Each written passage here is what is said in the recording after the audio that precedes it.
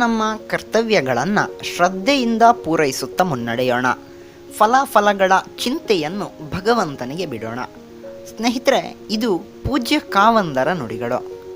ಅಂತೆಯೇ ಅವರ ಶ್ರದ್ಧೆಯ ಕಾರ್ಯದ ಫಲವಾಗಿ ಅವರನ್ನು ರಾಜ್ಯಸಭೆಗೆ ನಾಮನಿರ್ದೇಶನ ಮಾಡಲಾಗಿದೆ.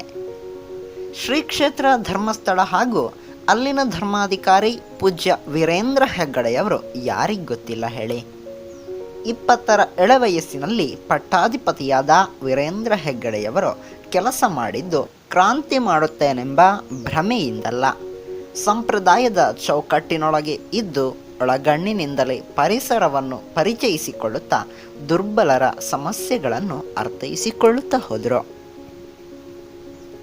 ಗ್ರಾಮೀಣಾಭಿವೃದ್ಧಿಯ ಹರಿಕಾರ, ಪದ್ಮವಿಭೂಷಣ ರಾಜಶ್ರೀ ಡಾಕ್ಟರ್ ಡಿ ವೀರೇಂದ್ರ ಹೆಗ್ಗಡೆಯವರನ್ನು ರಾಜ್ಯಸಭೆಗೆ ನಾಮನಿರ್ದೇಶನ ಮಾಡಲಾದ ಸುದ್ದಿ ಕೇಳಿದ ಮೇಲಂತೂ ಇವರು ನಮ್ಮ ಕರ್ನಾಟಕದವರು, ಅದರಲ್ಲೂ ದಕ್ಷಿಣ ಕನ್ನಡದವರು, ಅದಕ್ಕೂ ಮಿಗಿಲಾಗಿ ನಮ್ಮ ಧರ್ಮಸ್ಥಳದ ನಡೆದಾಡುವ ಮಂಜುನಾಥರಿಗೆ ಸಂದ ಅಮೂಲ್ಯ ಗೌರವ ಎಂಬ ಅಭಿಮಾನ ಎಲ್ಲರಲ್ಲೂ ಇಮ್ಮಡಿಗೊಳ್ತಿದೆ.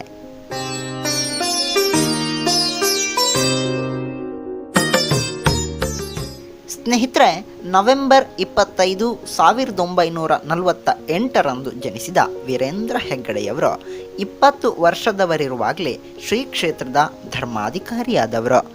ಧರ್ಮಸ್ಥಳ ಕ್ಷೇತ್ರಕ್ಕೆ ಧಾರ್ಮಿಕ ಸಹಿಷ್ಣುತೆಯ ಕ್ಷೇತ್ರ ಎಂದು ಹೆಸರು ಬರುವಂತೆ ಮಾಡಿದವರು. ಧರ್ಮಸ್ಥಳದ ಬೃಹತ್ ಬಾಹುಬಲಿಯ ವಿಗ್ರಹವನ್ನು ಕೆತ್ತಿಸಿ ಸ್ಥಾಪಿಸಿದವರು. ಧರ್ಮಸ್ಥಳಕ್ಕೆ ಪ್ರತಿನಿತ್ಯ ಆಗಮಿಸುವ ಸಾವಿರಾರು ಭಕ್ತಾದಿಗಳಿಗೆ ಉಚಿತ ಊಟದ ವ್ಯವಸ್ಥೆ ಜೊತೆಗೆ ವಸತಿ ಸಹಿತ ಅಗತ್ಯ ವ್ಯವಸ್ಥೆಗಳನ್ನು ಒದಗಿಸುತ್ತಾ ಬಂದಿರುವವರು. ಇದಂತೂ ಸಾಮಾನ್ಯದ ಮಾತಲ್ಲ ಬಿಡಿ. ಹೆಗ್ಗಡೆಯವರು ಧಾರ್ಮಿಕ, ಸಾಮಾಜಿಕ, ಸಾಂಸ್ಕೃತಿಕ, ಶೈಕ್ಷಣಿಕ ಕ್ಷೇತ್ರಕ್ಕೆ ನೀಡಿರುವ ಕೊಡುಗೆಯಂತೂ ಅಪಾರ. ಗ್ರಾಮೀಣಾಭಿವೃದ್ಧಿಯನ್ನೇ ಗುರಿಯಾಗಿಸಿಕೊಂಡು ಕಾರ್ಯಪ್ರವೃತ್ತರಾಗಿರುವ ಶ್ರೀ ಕ್ಷೇತ್ರ ಧರ್ಮಸ್ಥಳ ಗ್ರಾಮಾಭಿವೃದ್ಧಿ ಯೋಜನೆ, ಸ್ವ ಉದ್ಯೋಗಕ್ಕೆ ಪ್ರೋತ್ಸಾಹ ನೀಡುವ ರೋಡ್ ಸೆಟ್ ಸಂಸ್ಥೆ, ಗ್ರಾಮೀಣ ಭಾಗದ ಮಹಿಳೆಯರ ಆರ್ಥಿಕ ಸ್ವಾವಲಂಬನೆ, ಶ್ರೀ ಕ್ಷೇತ್ರ ಮಂಜುನಾಥೇಶ್ವರ ಶಿಕ್ಷಣ ಸಂಸ್ಥೆಗಳ ಸ್ಥಾಪನೆ, ಈ ಮೂಲಕ ಶೈಕ್ಷಣಿಕ ಕ್ಷೇತ್ರದ ಸೇವೆ, ಅದರ ಜೊತೆಗೆ ಧಾರ್ಮಿಕ ಕ್ಷೇತ್ರವಾಗಿ ಧರ್ಮಸ್ಥಳದ ಚತುರ್ವಿಧ ದಾನ ಪರಂಪರೆಯನ್ನು ಮತ್ತಷ್ಟು ಮೇಲ್ಮಟ್ಟಕ್ಕೇರಿಸಿದವರು ಪೂಜ್ಯ ಕಾವಂದರು. ಮಾತ್ರವಲ್ಲದೆ ಧರ್ಮೋತ್ಥಾನ ಟ್ರಸ್ಟ್ ಮೂಲಕ ಸಾವಿರಾರು ಧಾರ್ಮಿಕ ಕ್ಷೇತ್ರಗಳ ಏಳಿಗೆಗೆ ಕಾರಣರಾಗಿ ಸಮಾಜದ ಸರ್ವತೋಮುಖ ಏಳಿಗೆಯನ್ನು ಬಯಸುತ್ತಾ ಕಾರ್ಯ ಯೋಜನೆಗಳನ್ನು ರೂಪಿಸುತ್ತಿರುವವರು ಮಾತನಾಡುವ ಮಂಜುನಾಥ ಎಂದೇ ಪ್ರಸಿದ್ಧರಾಗಿರುವ ಪೂಜ್ಯ ಕಾವಂದರು. ಬಂಟ್ವಾಳದ ಬೋರ್ಡ್ ಶಾಲೆಯಲ್ಲಿ ಪ್ರಾಥಮಿಕ ಶಿಕ್ಷಣದೊಂದಿಗೆ ಉಜಿರೆಯಲ್ಲಿ ಪ್ರೌಢಶಿಕ್ಷಣ, ಸಿದ್ದವನ ಗುರುಕುಲದಲ್ಲಿ ವಿದ್ಯಾಭ್ಯಾಸ, ಬೆಂಗಳೂರಿನ ಶೇಷಾದ್ರಿಪುರಂ ಪ್ರೌಢಶಾಲೆ, ನಂತರ 1963ರಲ್ಲಿ SSLCಯಲ್ಲಿ ತೇರ್ಗಡೆ ಬಳಿಕ ಬೆಂಗಳೂರಿನ ಸೈಂಟ್ ಜೋಸೆಫ್ ಜೂನಿಯರ್ ಕಾಲೇಜಿನಲ್ಲಿ ಕಾಮರ್ಸ್ ಶಿಕ್ಷಣ ಪ್ರವೇಶ ಪಡೆದು ಬಳಿಕ ಕಾಮರ್ಸ್ ಬೇಡವೆಂದು PUC ಬಳಿಕ ಕಲಾ ವಿಭಾಗವನ್ನು ಪ್ರವೇಶಿಸಿ BA ಪದವೀಧರರಾದವರು.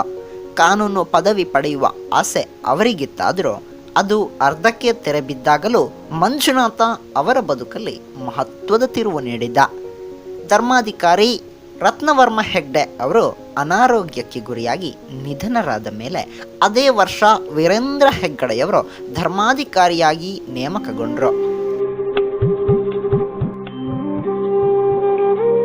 ತಮ್ಮ 20ನೇ ವಯಸ್ಸಿನಲ್ಲಿಯೇ ಅವರು ಧರ್ಮಸ್ಥಳ ಶ್ರೀ ಕ್ಷೇತ್ರದ 21ನೇ ಧರ್ಮಾಧಿಕಾರಿಯಾಗಿ ಮಹತ್ವದ ಜವಾಬ್ದಾರಿಗಳನ್ನು ಹೆಗಲಿಗೇರಿಸಿಕೊಂಡವರು.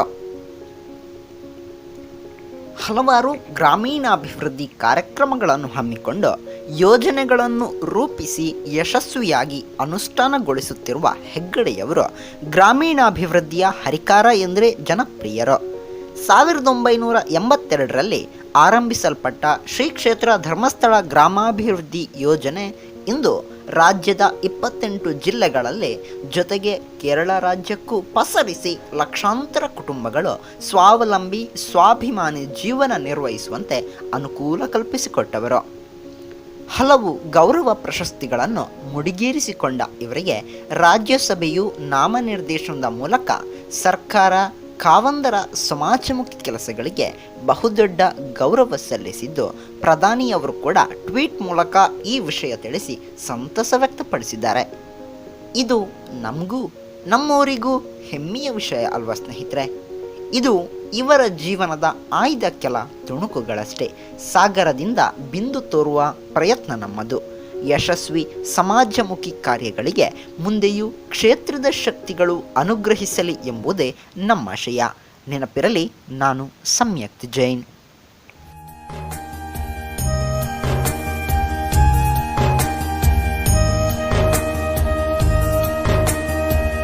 ನಮ್ಮ ಚಾನೆಲ್ನ ಮುಂದಿನ ವಿಡಿಯೋದ ಅಪ್ಡೇಟ್ಗಳನ್ನು ನೀವೇ ಮೊದಲಿಗರಾಗಿ ಪಡೆಯಲು ವಿಡಿಯೋದ ಕೆಳಗೆ ಕಾಣಿಸ್ತಾ ಇರುವ ಸಬ್ಸ್ಕ್ರೈಬ್ ಬಟನ್ ಅನ್ನು ಪ್ರೆಸ್ ಮಾಡಿ ಹಾಗೂ ಪಕ್ಕದಲ್ಲಿರುವ ಬೆಲ್ ಬಟನ್ ಕ್ಲಿಕ್ ಮಾಡಿ.